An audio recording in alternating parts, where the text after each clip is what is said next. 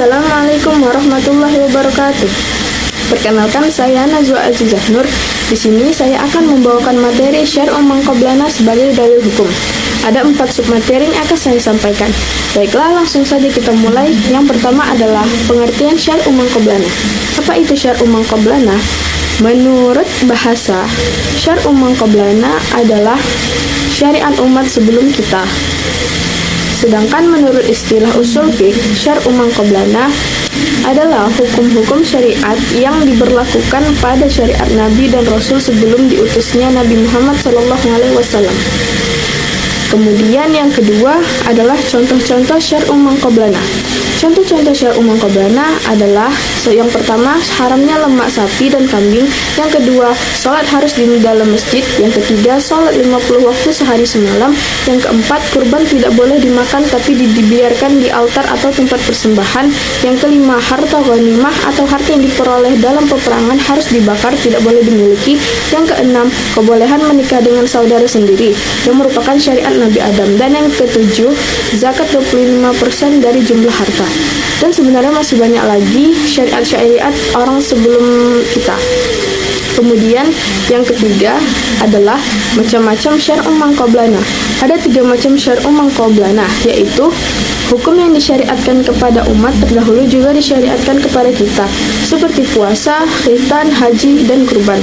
Yang kedua, hukum yang disyariatkan kepada umat terdahulu tetapi dinasakh atau dihapus oleh syariat kita, seperti sholat 50 waktu dalam sehari. Yang ketiga, hukum yang disyariatkan kepada mereka dan diceritakan kepada kita tetapi tidak dijelaskan apakah jadi syariat bagi kita atau tidak, seperti hukum qisas yang disyariatkan bagi Nabi Musa dan umatnya.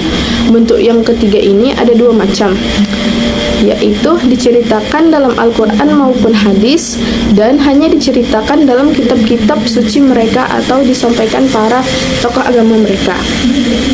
Dan submateri yang terakhir akan saya bawakan adalah yaitu kedudukan Syar'u man qablana sebagai dalil. Jadi ulama berbeda pendapat mengenai Syar'u man qablana yang disyaratkan bagi mereka dan diceritakan kepada kita, dan tidak ada penjelasan apakah jadi syariat bagi kita atau tidak.